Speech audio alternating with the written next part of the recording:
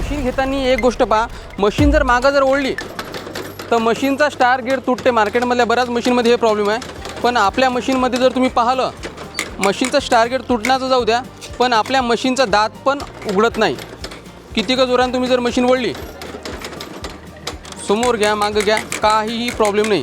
तर अशा प्रकारच्या गोष्टी बऱ्याच असते. ज्यावेळेस तुम्ही सीडर मशीन घेता तर हे चेक करणं महत्त्वाचं आहे. जे मशीन तुम्ही घेता त्यावर अनुदान आहे का, महा-डी-बी-टीवरून तुम्हाला त्यावर अनुदान भेटते का. आपल्या मशीनवर जसं 50% सबसिडी अवेलेबल आहे. आणि जर विशेष करून आता विदर्भामध्ये सर्वात जास्त मशीने कापसासाठी वापरले जाते, तर मशीनचं दात हे 3 इंचाचं असते मार्केटमधल्या बऱ्याच मशीनचा.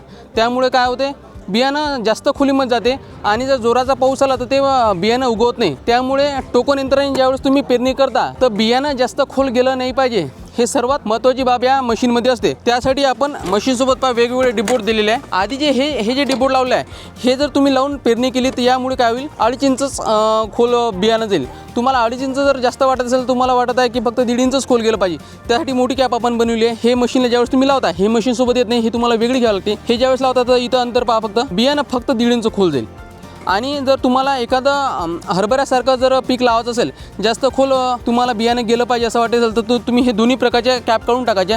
आणि त्यानंतर पाहून घ्या, इथं जवळपास 3 इंच खोल तुमचा दाना पडेल. त्यानंतर इकून जर तुम्ही पाहिलं, मशीनच्या आतमध्ये आपण मेटल गेअर दिलेलं आहे. तुम्ही आता ज्या शेतकऱ्यांनी टोकन यंत्र घेतलेलं आहे त्यांना माहिती आहे, हे आतमधले मेटल गेअर, हे जे प्लास्टिकचे गेअर असतात, हे जर तुटले तर ते शेतकऱ्यांना बदलवता येत नाही आणि संपूर्ण मशीन फेकून द्यावं लागते. त्यामुळे आपण काय केलेलं आहे, इथं आतमध्ये मेटल गेअर दिले आहे, जेणेकरून ते गेअर केव्हाच तुटणार नाही. आणि महत्त्वाचा विषय, ज्यावेळेस तुम्ही मशीन घेता तर त्या मशीनचे सर्व स्पेअर पार्ट मिळतात का. आपण स्वतः मशीन बनवतो, त्यामुळे सर्व प्रकारचे स्पेअर पार्ट, म्हणजे मशीनचा दात जरी तुटला, बॉक्स जरी तुटला किंवा एखादा स्क्रू जरी पडला, सर्व प्रकारचे स्पेअर पार्ट आपल्याकडे मिळतात. त्यामुळे कुठल्याही प्रकारचं टेन्शन घेण्याची काही गरज राहत नाही. तर अशा प्रकारच्या बाबी तुम्ही मशीन घेताना पहा, जेणेकरून तुमचं नुकसान होणार नाही. धन्यवाद.